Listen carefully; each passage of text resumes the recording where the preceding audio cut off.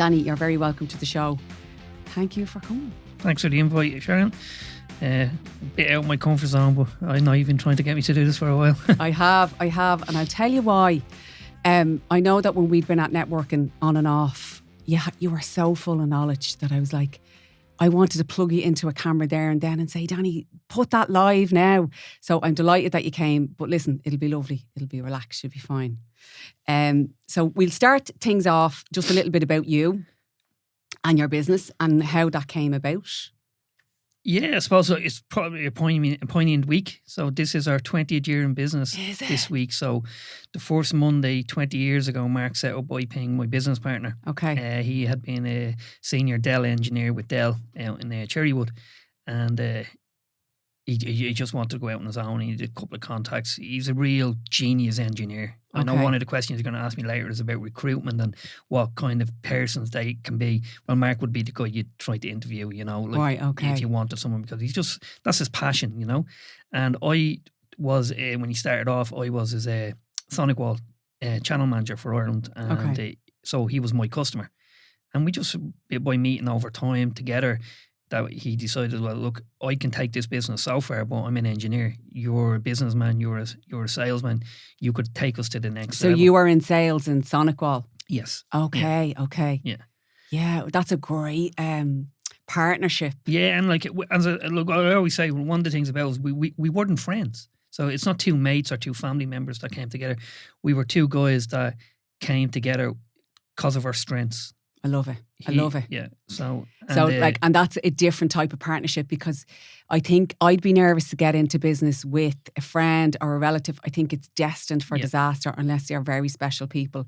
But to have somebody like that, it's a business partnership. Yeah. No, 100%. And we both have different qualities and different strengths. And like even this week, I was sick, and the only time Mark will ever give out to me is, you're not coming to the office, you're sick, you've got to relax, chill out, get better.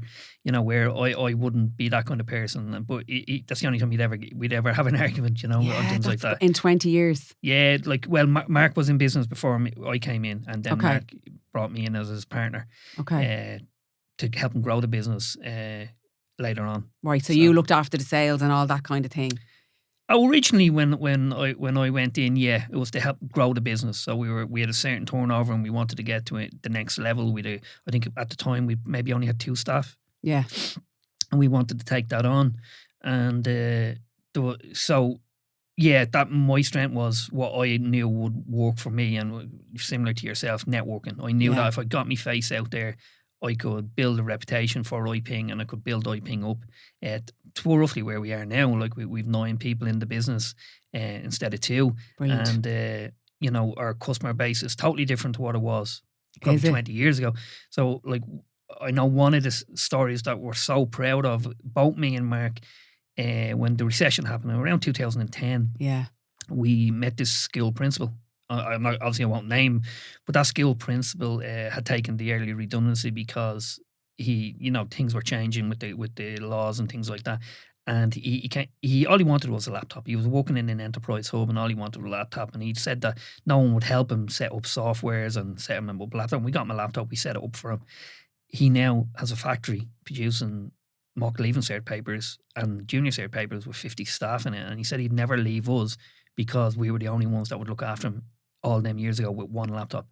And that has progressed. Even to yourself, Sharon, you started off as a sole trader, and we looked after you, and you grow with your customers, and loyalty is a big thing, because when you, I've had a few scary moments, and I know when I can pick up the phone to you and say, Danny, listen, I was only talking about you today actually with somebody else. I can pick up the phone. I know that you're there. I know that you look after me, and it just takes all that stress away. So it is. Customer loyalty is massive. Yeah. And what way did the landscape, so if we think about how that has evolved, you're offering IT, what did that look like then? Because I know it's so fast-paced. It's just going. Yeah, I suppose at the start there was a lot of, nepotism. Your family and friends that had businesses or worked in companies and made introductions and got you in. And that's how Mark started off. And then when I came in, I brought probably a similar kind of clientele with me that I would have taken, that had known me, and we grew it that way. But I suppose our biggest resource has always been networking. Okay. That's genuinely, it has been, through different network groups, the Chamber of Commerce, through the BNI. That's where we really have grown. You got your business. And you might not, like, yourself, Sharon, you could go 6 months, a year without getting a new client. Yeah. But the thing is, if you stick with it long enough, and I'm doing it almost 20 years, I've customers from 20 years ago that are still Iping customers now, or 10 years ago. And what I find is my customers sell us to other people. Exactly. Like, off the back of your reputation, if you offer a solid service to your clients, they recommend you. They do your sales for you. Yeah. They recommend you to other people and say, look, and particularly in Ireland, it's such a small place. Yeah, and everyone knows everyone. They do. Know, so I suppose our clients, I probably didn't answer the question fully. I suppose our client base maybe really startups at the start. It might have been startups that might have been up to 5 users. I suppose now we've a couple of customers. We've one customer with 190 staff. We've another customer with about 100, maybe a little bit more than 100. And, that's the kind of areas that we never thought we'd get into. That's bigger. And what I meant was, what is what they're looking for different. So I know when we all had the internet back, a lot of young people don't even know what the pain of that. Yeah. Plug out the phone to plug in your internet. But is what they're looking for different, the technology now? Yeah, it's. I do. There's days, and I was there thinking this morning. I was going. There's days where I'd love to be in Europe or in England selling IT, because they care more. Okay. In Ireland, IT is seen as an insurance policy, and Irish mentality is they hate insurance. That's just the Irish way. It's the way we were brought up. But in the UK, the US, Europe, they really, really respect IT, and they not want to protect themselves. So like years ago, like what would you have been saying? You'd be selling people more servers. Yeah. Where now things are more in the cloud. You can run your whole business through Office 365 or even Google Suite. They weren't around a long time ago, True. I forgot that. Yeah. So that's probably the biggest game changer. Everyone thinks that, virtual servers and all that. It's not. The game changer was Office 365. Okay. That's where it changed. SharePoint used to always be a major thing with Microsoft, but it was complicated and horrible. Engineers absolutely hated it. Nobody wanted to work with SharePoint or develop SharePoint. And there was companies actually doing SharePoint development because normal IT companies wouldn't. So that's changed now, because now it's simple. It's easy. It's and like, it works. It works. That's the main thing. Yeah. Now, look, that comes with its own downsides. Unfortunately, when you had a server in-house and everything, your emails were on your server, all your data was on your server, it was easier to protect. I'm not going to lie. Yeah. The old ways were probably easier for protection than how it is to protect nowadays. And also, because I was thinking about this, like with people working from home and remotely, and we're all on the move, we're plugging in everywhere. And I know we were going to get to it later on, but maybe we'll talk a little bit about it now. This scary stuff, like it's terrifying, and hackers and your system being hacked and how they get in and what they get in. What is that? What does that look like? How scary is it really?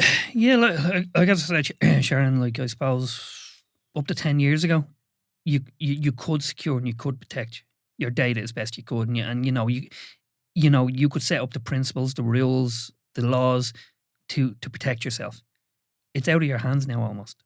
It's that serious nowadays, and it's only when people get something happens to them that they appreciate, that they listen to you. Yeah. So I know you've got a series of emails from me on a constant basis with regard to security, because what we're doing as a company is protecting ourselves. We're going saying, this is what we see in the environment. This is what we recommend that you do because of this. And if you don't do it, but at least we've recommended to you, because a lot of Irish people, they don't like being told.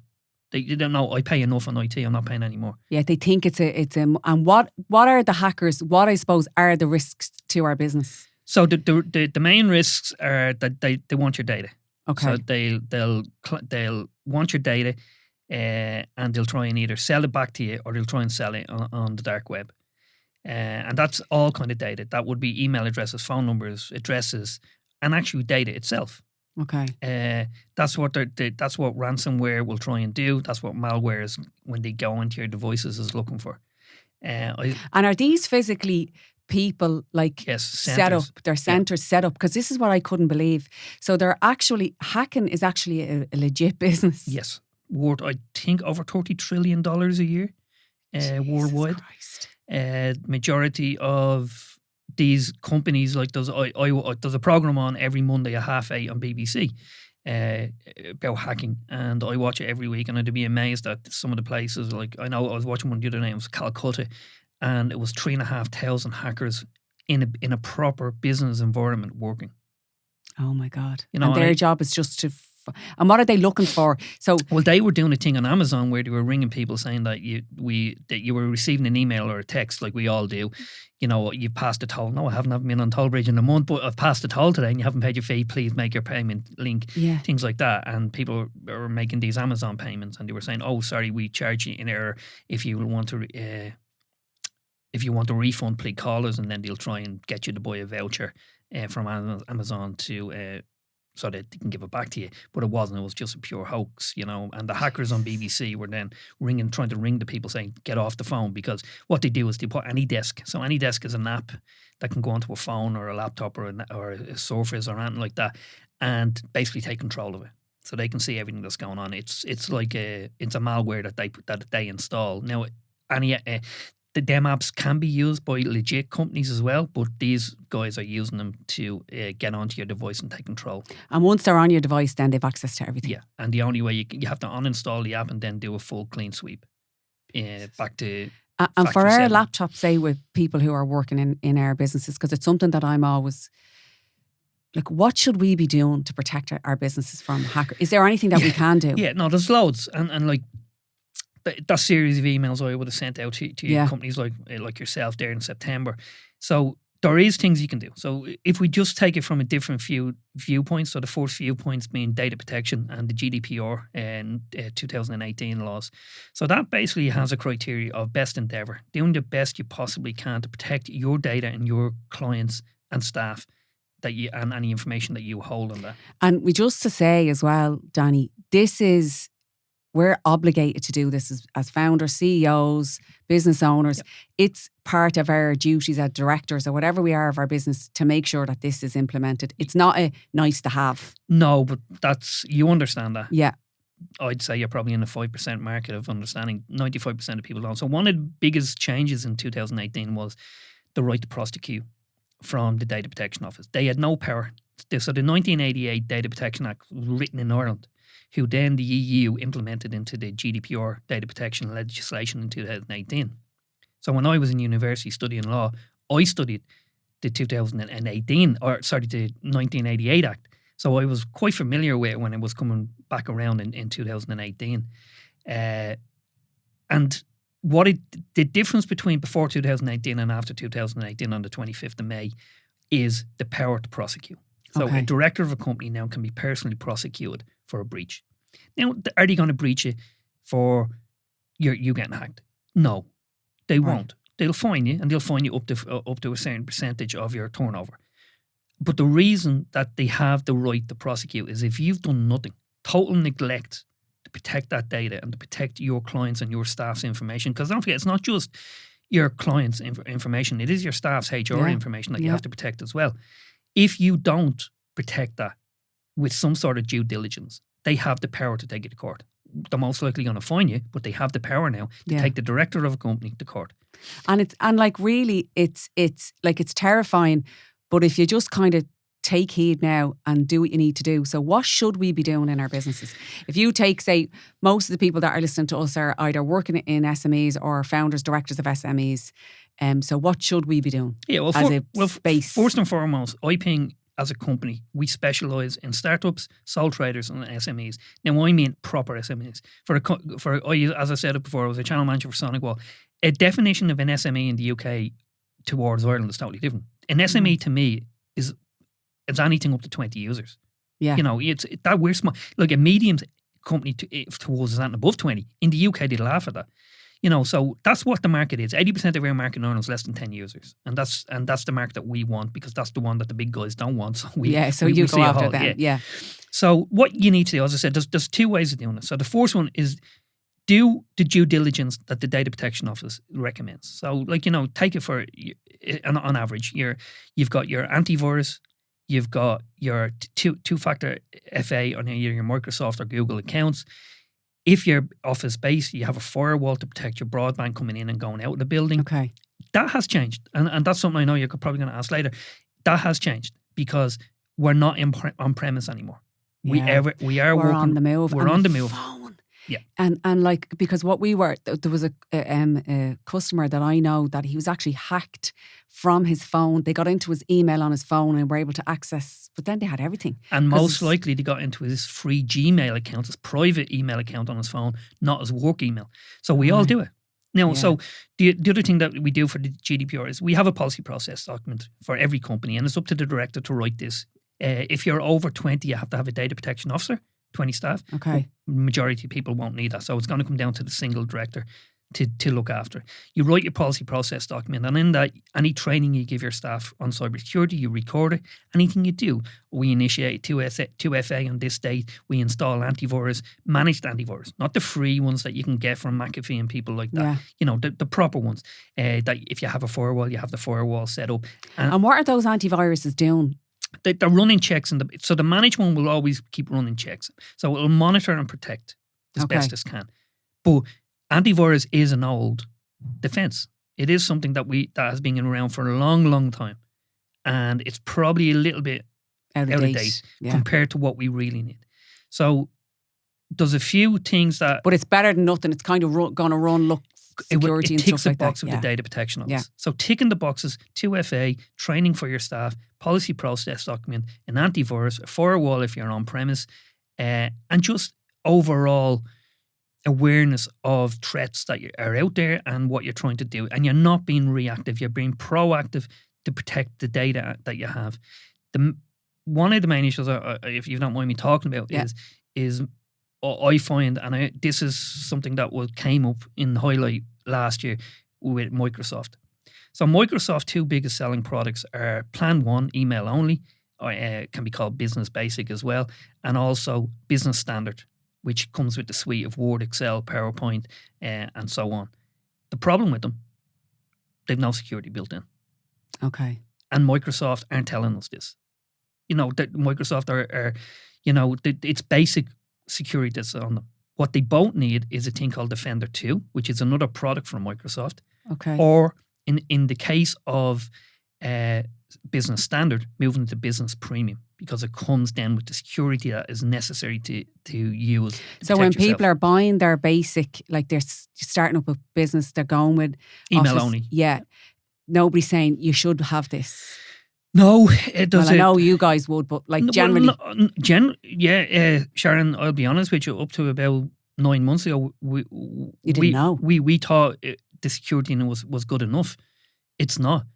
And we've gone to Microsoft and asked them this and say, well, why aren't you notifying us? You know, it's too late telling us after one of our clients has been breached that Business Standard doesn't have good enough security on it. So for an extra 90 quid a year per license, which is quite substantial when you think a license is probably about 150, then you have a 90 on it, brings up to 240. So it is quite a substantial increase on a license.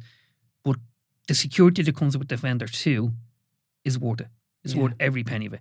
And unfortunately, even on the email only account, it is a substantial increase because the license might be only 60 quid for email only, and then you have to pay 90 to protect it. But it is worth it. And it's not only yourself you're protecting, it's your clients and people at your email. And your reputation. Because I always think the worst day for me, imagine me having to ring my clients and say, listen, we've been hacked. And by the way, I did nothing about it. At least if I rang my customer and said, we had every precaution taken, we can prove to you that we had trained our staff, we had this, that, the other, all the security that we needed, we went above and beyond, but unfortunately we were still hacked, as opposed to we were hacked and I kind of didn't take it seriously. Sorry about that. Yeah, well, that's exactly what I mean about just doing the due diligence with regards to the data protection office. If you can stand up to the data protection and say, well, we've done our due diligence, this is what we've done to protect ourselves. We have the list that I said. We have Office 365, but we're on premium instead of standard. Or we have standard, but we have Defender 2 with it. And the same with the email-only accounts. You've done everything you can. The simple matter of fact when it comes to cybersecurity is it's going to come down to human error. That's it. So no matter how, and this is why Irish people don't like spending money on it. Because they're saying, well, it's going to happen anyway. Well, yes, but you then can stand up the data protection office and your clients and say, well, I've done everything to protect you the best I can. Because it will come down to human error. Somebody clicking a link, somebody opening an attachment. So we had one this week where it was a solicitor. One of our solicitors had received an email from another solicitors that they do business with. And they opened the link. And malware just spread like the fires in LA. Rampant through the whole system.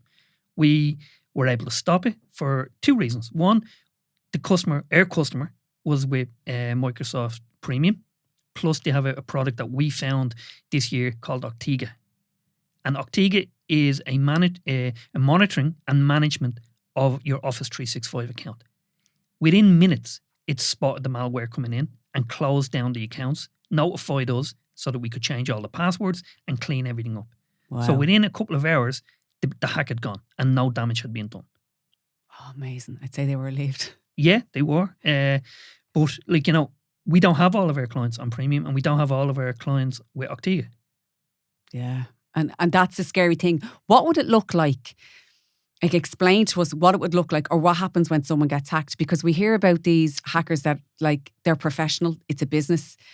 And then what do they ring you? How does the negotiation start with money? How much do they want? Well, most of the time when it comes to the email hacking, what they'll do is they'll sit in the background for six months, a year. This is what terrified me. This was the bit that was like, my heart stopped. Yeah. So they're just sitting there watching and waiting for weeks. They'll monitor the months. They'll monitor emails between you and one of your financial controller in your office. I'll give you an example. There was one that we had a couple of years ago where the MD regularly played golf on a Friday. By the way, it wasn't me this time, Sharon. Right, okay. It was an MD who regularly played golf on a Friday. And he had his financial controller and his secretary knew this. And on a Friday afternoon at 3:30, for 57,000 it was, a transfer was sent from the MD to the financial controller. Can you pay this bill? They've changed their bank account. Here's their details. The money was transferred. The bill was still owed, and the money was gone within minutes, if not an hour, around the world. And they could never get the 57 back, but they owed 57. When they went in to look at the email, it was a cloned email. So say it was Danny, but Danny with an I instead of a Y. Like, how often do we click into an email address to make sure it's a proper email address? Yeah. A lot of the time, a cloned email could be Sharon123@facecredit.com. And your real one is Sharon@facecredit.com. Yeah. That's how simple. They'll make one little change in the email address. Or Sharon could be a 0 instead of an O or something like that. And correct. It looks exactly legit. the same. Yeah. And the signature will be the same. The reason they sit in the background so long is they make sure that they get the grammar and the English right. So if there's humor or that's terrifying. things like that, they'll copy that so that it will look and feel exactly like a proper communication from that person to you. And is there insurance or something? What happens? That money's just gone. Good night. Thanks. Yeah. It's So I remember when this all started happening, probably 7 years ago, the banks were able to say, okay, that was a human error, and they'll cancel it. Every transaction that you make on a bank account will ask you, are you sure this is... I'm seeing that now, it's coming up on your phone. Are you sure? Yeah, so if you say yes and you make that payment, you have no fallback. You cannot claim that money back. And the insurance companies won't pay. So I do look at these cyber insurance companies. I don't know enough about it, but I don't know how they can insure something like that. I'm very unsure how an insurance company can cover that liability. Certainly with the amount that's hacking that's going on in Europe and Ireland. So it's probably a waste. I'm not saying it's a waste of money, but the prevention's better than the cure. Yeah, I asked before a couple of insurance guys, how do you do it? So I suppose what might come into play, just knowing insurance, if they've taken the due diligence or not. So you're definitely not going to be insured if you haven't done A, B, C, D. Yeah, and or you're making a bank. But what I'm saying is, if the banks now, every transfer you make is asking you this question before you make that transfer, you're admitting fault. So you can't claim on insurance on that, I would have thought. So, but as I said, I'm not an insurance expert, but that's what I feel. That's not, you can't insure it. So you're going to be out of pocket. But that's the kind of hacks that they're doing, I suppose, in the future. Is it going to get worse? Because we always recommend it. If you ever get an email, changes the bank account details, pick up the phone, ring that person. So another example I can give you, this year, I had a company, a big building company, a company that I would have liked to look after their IT, come to me looking to buy a number of hardware items like laptops, PCs, monitors and so on. And it was going on for about 2 weeks, and I was quoting them and went back to them, blah, blah, everything. And they gave the go-ahead on the price. And I went on to LinkedIn, looked at the purchasing manager. He was the purchasing manager for that company. And I went on, looked at the phone number on the email address, went to ring it and went, hold on, check what's the phone number on the website. It was different. So I rang the number on the website, got the receptionist, said, hi, can I speak to Joe Bloggs? She said, he's just on lunch at the moment. I said, I've been dealing with him for the last couple of weeks. Oh, you get one of these emails where we're looking to buy gear off you? I said, yeah, I am. Yeah, somebody's hacked our email. And they didn't care? Didn't. Now, so you would have sold them the laptops probably on credit maybe, then sent off the laptops and never been paid. They would have went God knows where. Yeah. Gone, good luck. I checked see, if I'd have rang the number on the email, I would have got the hacker. Yeah. But I didn't ring it. I rang the number on the website. I'm like, that's what terrifies me. But we're all so busy in business to have to do all these double checks on everything. It's crazy. It's mad because or a lot of the time, if I'm not in the office, like I might just check on my phone, or if I don't have my glasses on, I can half see it, and I'm like, oh yeah, you just have to be so careful. And when you were saying a lot of it's down to human error, what should we be doing with our staff training? What do you recommend for that? Again, it comes down to what you can say to the data protection officer and your clients if you get hacked. Okay. And it is saying, well, we do monthly, bi-monthly, 6 monthly, yearly, whatever training, a refresher course on, and you record all this in your policy process document. I always recommend not to use your own IT company for this training. Use an outsource. It's just sometimes it's nice, to have external people look at it to make sure that you're doing it right. But even with that, as I said to you, there's so many boxes you have to tick now. Yeah, it's hard. It is going to be hard. You are somebody and the bigger you get as a company, the more people you have, the more likely you are to make a mistake. Yeah. And it is just like you've got the great attitude. Well, once I've done everything right, if I get hacked, I can just go and I can hold my hands up and say, I've done best I can. The best I can. And I think that's what I would want my customers to know about us. But also I put myself in that situation and think, God forbid the day ever comes, but at least I can say, or something like that happens with that solicitor and it was caught and kind of contained. Well, that was caught because of softwares. Yeah. They had the proper softwares in place, Business Premium and Octiga. That was what saved them because it automatically caught it. And what about, where they ring and they try to hold your data, like what they did, I think it was with the HSE, where they kind of blackmailed them. Yep. What does that look and feel like I would think that is the most stressful phone call you can get. But people were saying that they're so nice, they keep you calm. Yeah, they're probably some of it, I had a customer once who had installed all her daughter's wedding photographs on her work laptop. The laptop got hacked and all the photographs were held to ransom. And they wanted $6,000. And I rang them and I got them down to 600. And they were Eastern European, probably Russian, I don't know. Yeah. But they were brilliant. They were helping me buy Bitcoin and help me buy cryptocurrency. You had to pay them. They couldn't do enough for us to get it back. And you can negotiate.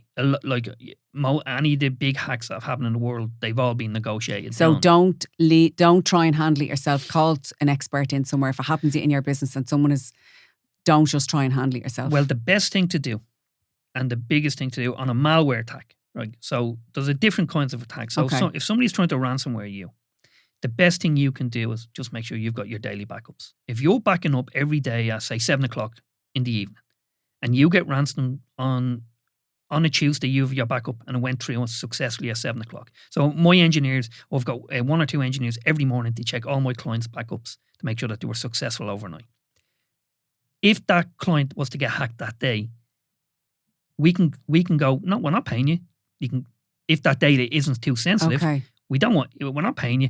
We'll uninstall their malware that they've installed on a device and we'll just restore all the data from the night before. And they might have missed maybe 2 or 3 hours of work or something like that. And anyone can live with that, really. Exactly, yeah.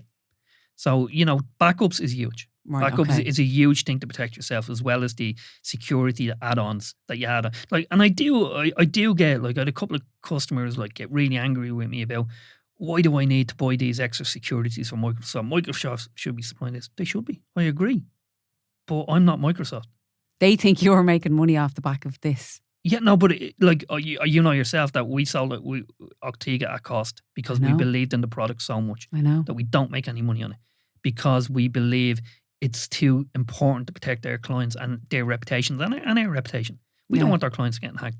But Microsoft should be securing these. Octiga should be built in, Premium should be, and Defender 2 should be automatically built into every product. It should be.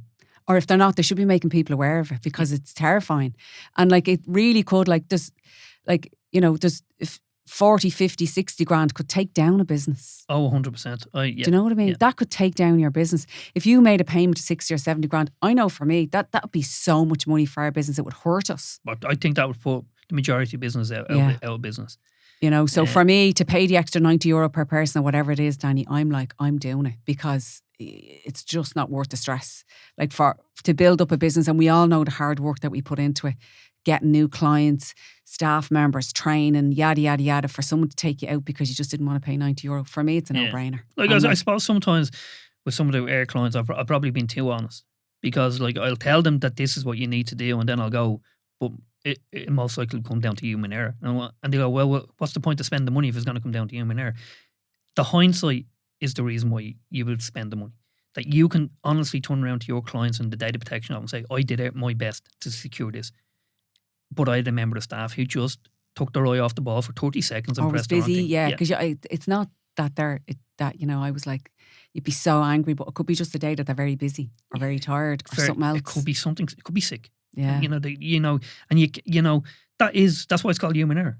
We do make mistakes. Yeah. But by doing the training and I don't know, how often do you need to train? I was only even thinking myself, maybe I need to start doing even more training and going to more conferences and things like that because I do forget sometimes how easy it is to hack and things like the phone, because something that we implemented last year off your advice was I've work phones now for everybody and they're not allowed to have any of their personal emails, Facebook, Instagram, LinkedIn. You're in the 1%. Yeah. I'll be honest with you, you're 1%. 99% of people don't. Everyone should have a separate work phone with the work email on it and separate. Yeah. So the big hack that we had this year was almost a 1.5 million hack where a member of staff had lost or had her phone stolen in Amsterdam. And they were able to access the emails on it. And a work email was on our private phone along with our private email address. And they were able to monitor for 4 months the communications on that phone. She never reported the phone missing to her employers. And they were able to monitor the phone for 4 months, knowing that this big deal was going through for 1.5 million. And it was only hours. I think it was something like 3 hours before the money was to be transferred that the breach was caught. Again, in that company, they were using their private laptops and private phones rather than company laptops and company phones. And some of them laptops were Windows Home Edition rather than Professional Edition. I never knew that either in the beginning. Now we're all up to date now, but it's the small things like that. So it does pay to get experts in. I believe in it. Everything for business. Outsource what you can. But even when you do get hacked, the likelihood is you're going to have to bring in a cybersecurity forensics team. And that's going to cost you thousands and thousands because you're going to have that report for the data protection office and for your clients. So it's not only the cost of that you're going to have to pay to the ransomware or the hackers, but also the price that you're going to have to pay to clean up your system and also do the report on your system. Because I know that company ended up, I think it was 15,000 they had to pay a forensic company to come in and write the report. Christ. So either way, it's costing you money. Yeah. And I don't know. I don't get it where people just don't bother. I just don't get it, Danny. I don't. No, I don't. Because I always feel that like €90. I know, and it feels like a big outlay. I know that because you're paying for everything. But yeah, for the reputational damage alone, I think, and the shame you'd have to say, look, I just don't really have anything in place. Yeah, as I said, I know from speaking to other IT companies in the UK, and they find it so easy to sell security. because we don't. It's different culture. Different and culture. It's across the water, but it's a different culture. And also, like you've got to realize when they're dealing with companies, probably hundreds of people at a time, where we're dealing with 10 in a business, and they still won't do it. You know. Come here. We'll move on to something a little bit nicer. Tell me about. I know. Look, staff, employing staff, taking on new people. We all watch the IT crowd. What are you looking for? What type of people are working in IT now, or what would you look for when you're looking for somebody to join your team?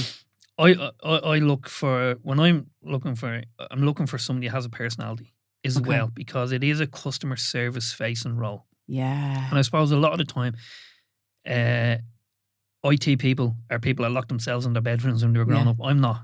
That's when I met you, I was really like, oh, how does he work in IT? Because I didn't. Yeah. You know, I studied law. I didn't study computers. I knew nothing about computers until about 2008 or something. I think, you know, I never really used a computer.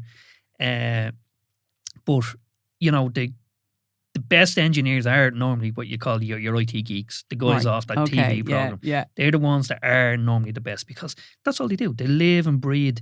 Like, you know, one of the lads that worked for me, and I was on to him the other day, said, what tips have you got for me for buying crypto? Because I knew he'd be all over. He'd be on it, he is, you know.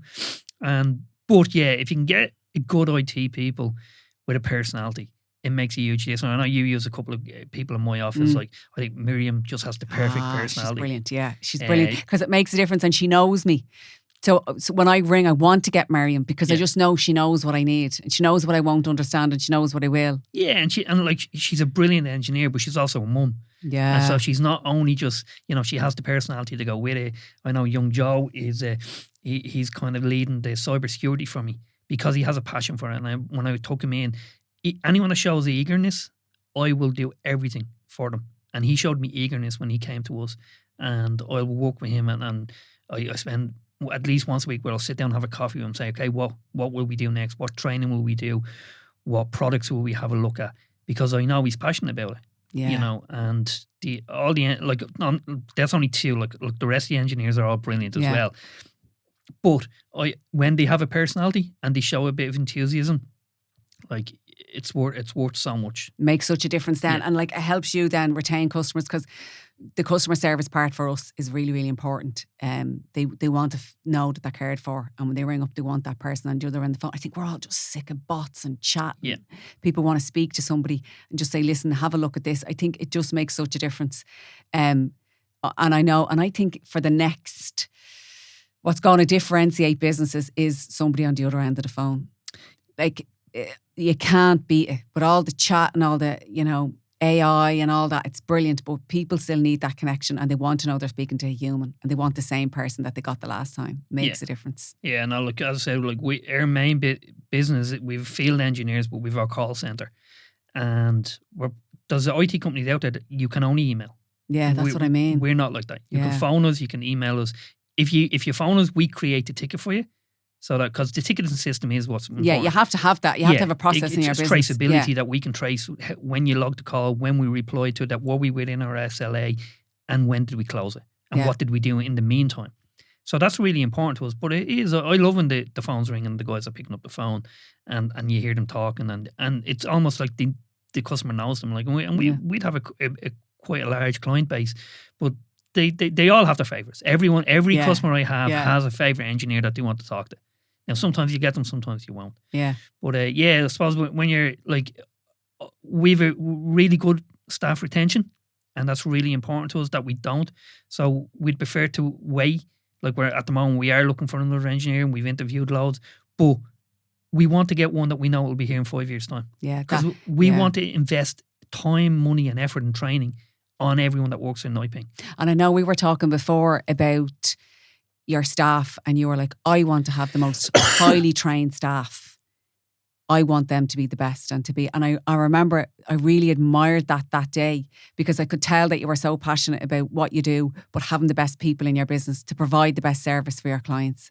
And I knew you meant it. Yeah. It wasn't like nobody was listening. We were just having a conversation, and I knew you meant that, and I admired that. I was like, that's what makes businesses successful.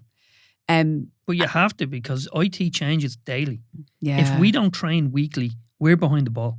Yeah. You know, we're behind the so fast paced. So fast. So I am always like saying to the guys, like, I'll go and all of our vendors and suppliers, and as soon as I see them running a training course, I'll be straight onto our guys, do this. You know, that's one good thing about Microsoft. They do weekly trainings. And we are able to do them. And the same with like Sonic Wall, and the same with Huawei. Any of the products that we sell, they're very good for training. And do you think that was part of the success of the business, is trying to stay ahead of the game, investing in staff, investing in training, investing in your offering? Yeah, definitely investing in staff and trying to I think if you give responsibility and roles to your staff, they buy into your company better. Yeah. Rather than just saying they're an engineer. Given it, like, every engineer that we have is specifically responsible for at least one thing. Okay. Now, they'll all do it. Yeah. But they'll answer to different people. So even the junior engineer, he could be responsible for backups, but a senior engineer still has to report to him to make sure that they're done. Okay, that's a great idea, actually. Because they feel then empowered and they feel important, and people want to be part of something and say, right, well, this is my responsibility. That's brilliant. When did you see, I know you're 20 years in business this year. Iping is. Well, Iping. When did you kind of feel, okay, this is really taken off? Because you have a great customer base now. Was there a certain point in the business where you felt, right, this is working? When was it? GDPR. Was it? Yeah, 2018, 25th of May. Okay. That's the game changer, and leading up to it. Right. Because people like yourself and people that knew me, and for the first time in business, I knew more than Mark. You were like, when it came to IT, because he's just a brilliant engineer. Yeah. And I know nothing about engineering, but I know a lot about law, and I know a lot about legislation. Okay. And it always was my passion in life, even as a kid. You know, I loved law. So when the GDPR came out in 2018, that was a big game changer for us, because people were listening to me. I was making presentations, I was doing talks, and we were starting to win a lot of clients. It was probably the 6-month period leading up to the 25th of May was probably our biggest growth, bar COVID. COVID was a huge growth. We grew by 33% year on year through COVID, because people started valuing outsource IT. Yeah, and I think people opened their mind to outsourcing, because for us, definitely, and I only started the business in 2019, but definitely in 2020, their mindset changed, and they were like, we actually don't need an IT guy here, or someone in finance here. We can actually outsource that, and it's going to work well. Yeah. And then, of course, everybody wanted to work from home, so you had to help set people up. We saw more laptops in that March, April than we'd sell in a year. Yeah, but mad times. It was mad. But I suppose it was the perfect storm. Yeah. If you take GDPR, where we'd massive growth, and then leading into that COVID, and the growth of COVID through for IT. I suppose up to now, you'd say 70% of all of our customers were PC users. Yeah. Now I'd say we've 3% use PCs and 97% are laptop users, because everyone wants the remote access ability going forward. And do you see that a lot of people are doing that work from home thing, that they're allowing people? Yeah, 100%. You kind of have to. Now, it is. Last year, there was a shift back to the office. Okay. Not full. No one. I don't think anyone's really full time, but there was definitely a shift back. I know from driving into Baggot Street every day. You could see I could see it, and trying to get somewhere to eat at lunchtime is a nightmare at the moment. But like that's something that happened last year. But yeah, definitely for Iping. And look, I suppose, without blowing our own trumpet, myself and Mark's, and we had a guy, Bilal, who helped us for a while, where we did grow the business, and we were looking to grow. But growing by force is one thing, but growing generically the way we did through GDPR and through COVID, that was just a perfect storm for us. Yeah, it was brilliant. Yeah. And for people, say, that are listening, that are maybe starting out early in their business, what advice would you give them? Probably go back to what you said. If you're going to go into business at the start, if you're going to go into business, someone go into business with them for the right reason. Yeah. Not family, friend. You will have conflict no matter if you're in business. I remember an accountant saying to me years ago, he said, the only thing guaranteed about a partnership is it'll split up. Yeah. Someone else said that to me recently. So, but would I want to do something? Would I do Iping on my own? No way. I couldn't ask for a better business partner, we look out for each other. We're at two different stages in our lives, where my kids are old and not in college or whatever, not living. He's two young kids. So we're at two different phases in our lives as well. which I think helps. Yeah. We're not at the same stage. It's the one thing that I feel sometimes I miss in my business because I've no one to bounce ideas off. And like when you're having a bad day, I've no one to go to. So the networking for me is really important for that. So I build and I meet people like you and friends that I know I can pick up the phone to and say, listen, I'm having a really shit day, or, oh, this is just feels really hard. Having a business partner, I suppose, is good for that. Yeah, and also like I think especially if the people are different, like I would be a little bit more highly strained, where Mark be a little bit more laid back, and that you works. Need that. Yeah, yeah, two lunatics. Two people together, two me would kill each other. Yeah, so. So you're right. Choose your partnership well, and I suppose the next thing probably would be the networking to grow your business. 100%. Like there's a saying, I don't know which organisation said it, but networking is your extended boardroom. Yeah, and that's what it should be. Like, even a little tip. You gave me a little tip about when I was doing credit. I'm doing a credit course with Face Credit. But the little tip about stop sending emails out from your own email address. That should be coming from credit. Yeah. Like, there was a simple little time. I did it that day. Yeah, but no, you did. I got one. Yeah. Yeah, but just little things like that. You pick up, and you pick up little things from like HR. You pick up from things from. Yeah. Whatever and then also their expertise, and it kind of can be so lonely, I think, in the early days that I miss the one thing that I miss, because I left the corporate world and I had colleagues and I had an IT department, a HR department, and I'd meet the girls for coffee at 11, and it was always, and then when I went out my own, and I remember just thinking, I'm lonely. I miss that. And if you're like, if you've had that for so long, to suddenly be on your own, so the network and fill that for me, that gap. Yeah, like I probably couldn't recommend networking higher for anyone starting a business. I really couldn't, because you get all the support and services that you need in a room, but you also get the experience of other people that they've had in business, so you might not make the same mistakes. So I just think it's invaluable. Definitely, and even the accountants that I've met and people around pricing and. All of that I didn't read in books. I didn't hear in a podcast. It was true. The only thing I always say, and I think I've said this before at meetings, Sharon, people go into networking sometimes they expect instant business.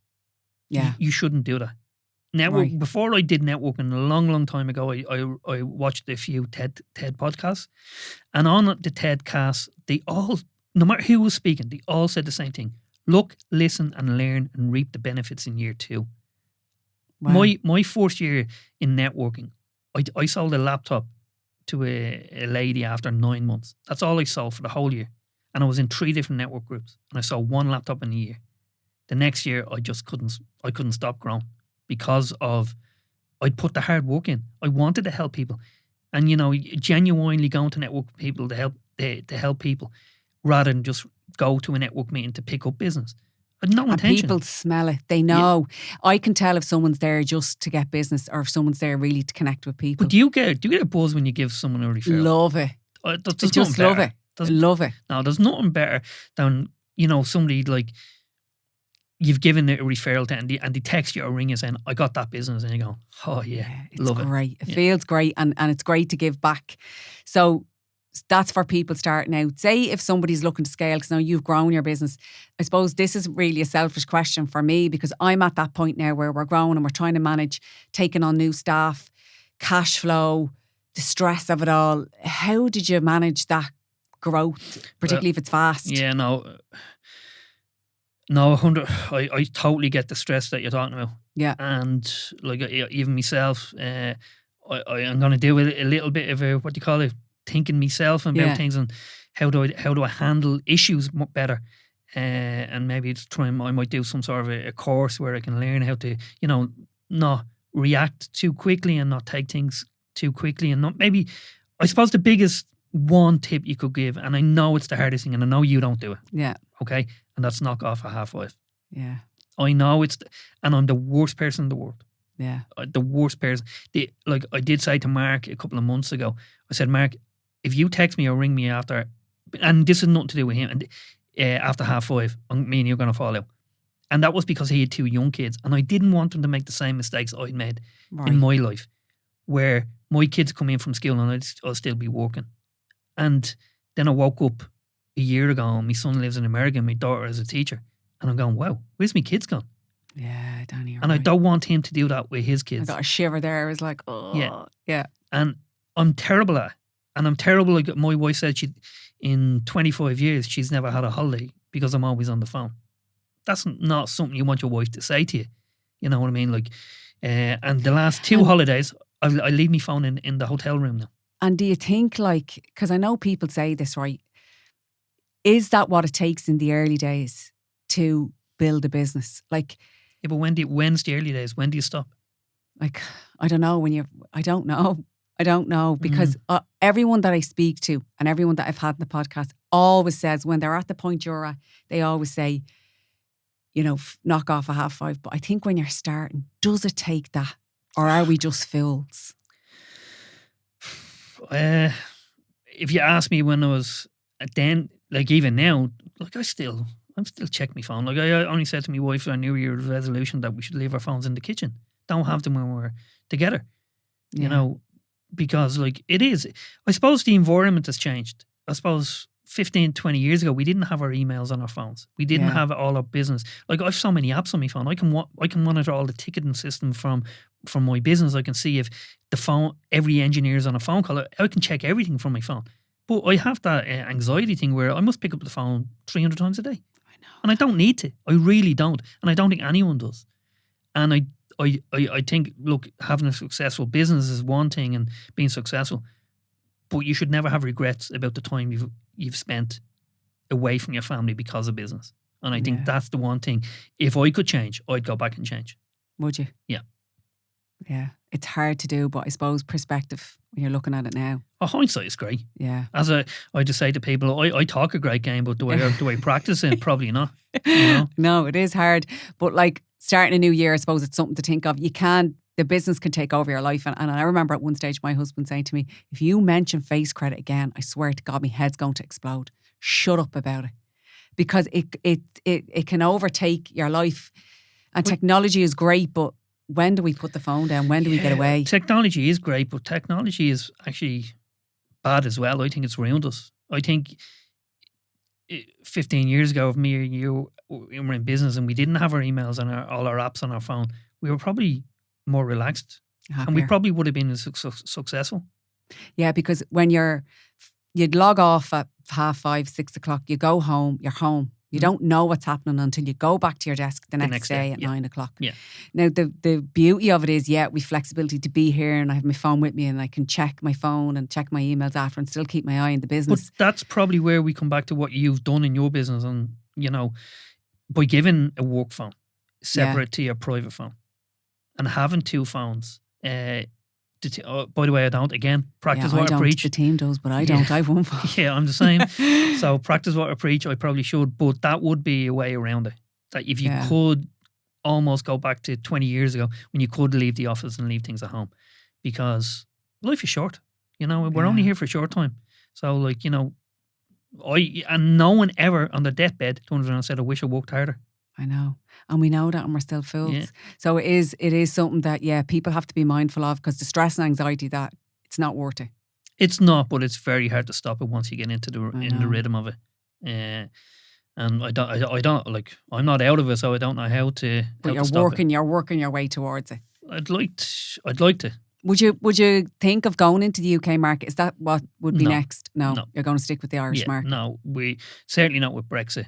We've had opportunities in the past to look at the UK. It's not something that we would be interested in. Okay. What we want to do, and what I always wanted to do, and why I went into business with Mark, I always wanted to look after the SME. So when any of the companies I'd worked for in the past, there would be a limitation on the contract.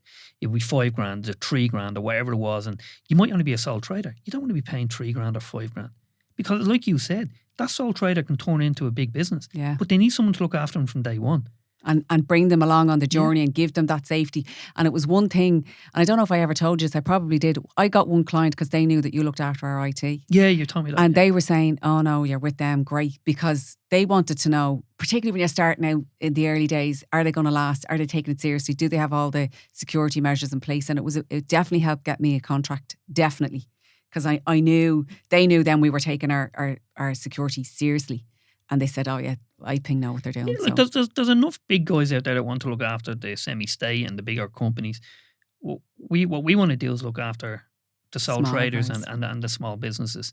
That's, that can't afford big contracts, But still need the IT. but need IT Yeah, support. I suppose we're in a similar space than that. Anything else that you would give tips, or looking back on yourself, that you'd say you change in your business or personally for the business? I'd probably do more training in both Okay. management and technology, and life coaching, things like that. I started that last year, Danny. It's worth doing. Yeah. It's worth doing. Like, I know I'm down to do credit control training Yes. next month. Yeah. And just things like that. Like, because I used to do things like that leading up to 2018. Then we got so busy, and I went more into the management side of things because our team grew and our customer base grew. And I'd like to get back into the, just doing the more training, going to more courses, and just because you always pick up some little gem.